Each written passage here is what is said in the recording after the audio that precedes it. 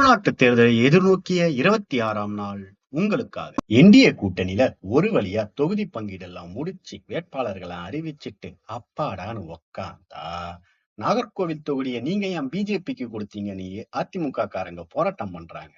கிணத்துக்கடவு தொகுதியை நீங்க ஏன் கேட்டு வாங்கலன்னு பிஜேபி காரங்க ஒரு சைடு போராட்டம் பண்றாங்க. பிரதான எதிர்க்கட்சி தேர்தல் வேலைகள்லாம் ஓரளவுக்கு முடிச்சிடுச்சு. ஆனா பலம் பொருந்திய கூட்டணி வச்சிருக்க மதச்சார்பற்ற முற்போக்கு கூட்டணி இன்னும் தொகுதி பேச்சுவார்த்தையை முடிக்கவில்லை. அறிவித்த தொகுதி எல்லாம அதிருப்தியா இருக்கு. இதையெல்லாம் பேசி முடிச்சு எல்லா பஞ்சாயத்தையும் முடிச்சிட்டு முதல்வர் ஏப்ரல் 2ஆம் தேதியிலிருந்து பிரச்சாரத்தை ஸ்டார்ட் பண்ண போறாரு அப்படின்னு தகவல். இவ்வளவு நாளா அண்ணன் எங்கன்னு எதிர்பார்த்திருந்த அணில்களுக்கெல்லாம் 27ஆம் தேதி வேட்பாளர் அறிவிப்பு கூட்டம்னு ஒரு நியூஸ கேட்டானும் குஜாலு.